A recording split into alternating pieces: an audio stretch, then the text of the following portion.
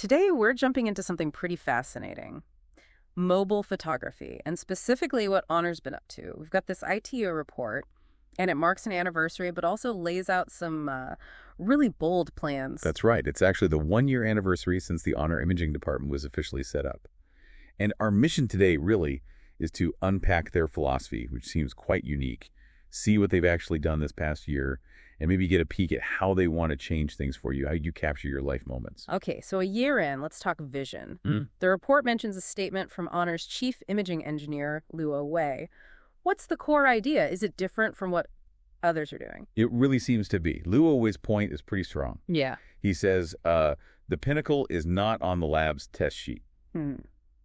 So it's less about just raw numbers, Yeah. It's more about the actual moments people capture and cherish. What kind of moments? Things like, he mentions smiles saved by users, sunsets shared, tears frozen in time. He calls these their true medals. The bigger picture, he says, is giving everyone the ability, the right even, to record life and express their emotions through photos. It feels very user-focused. That definitely sounds different from just chasing megapixels, a user-centric approach. Yeah. And tied to that, they've set this huge goal, haven't they? #1 in imaging. In 3 years, yes. Incredibly ambitious. Wow. Okay, so how do they plan to get there? It can't just be philosophy, right? Definitely not. And it's not just hardware either. The report highlights they've already used a 12.4 billion parameter large AI model. 12.4 billion. What does that actually mean in practice? It's huge. Think of parameters like adjustable dials in an AI. Billions of them mean an incredibly complex system. They're using this massive AI brain to completely retune how their cameras process images, how they understand light and color. It's a major software play. Okay, that's serious investment in the software side. And have we seen this reflected in their phones over the past year? This focus on, emotion and user experience? Absolutely, you can trace it. The Honor Magic 7 series, for instance, that's where Luo Wei talked about bringing breathing temperature to cold parameters, trying to make photos feel more alive, more emotionally resonant. Right, I remember that phrase. And wasn't there something about a film style? Yes.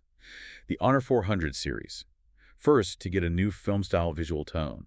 Again, it's about giving users tools for artistic expression, for capturing a feeling, not just a technically perfect shot. And the foldables. The Magic V series. Magic V5 series, yeah. The focus was apparently on polishing the zoom, making the transition between different lenses, different focal lengths, super smooth.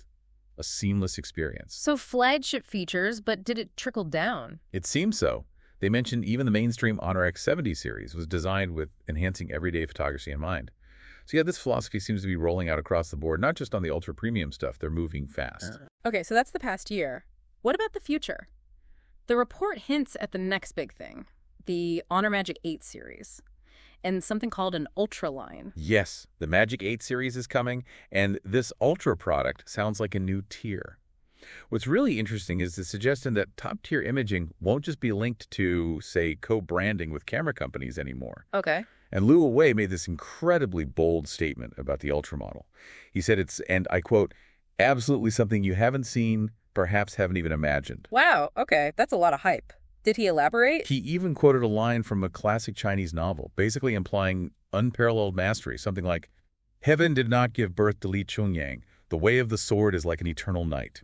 Okay, so comparing their camera tech to a legendary unmatched swordsman, that is bold.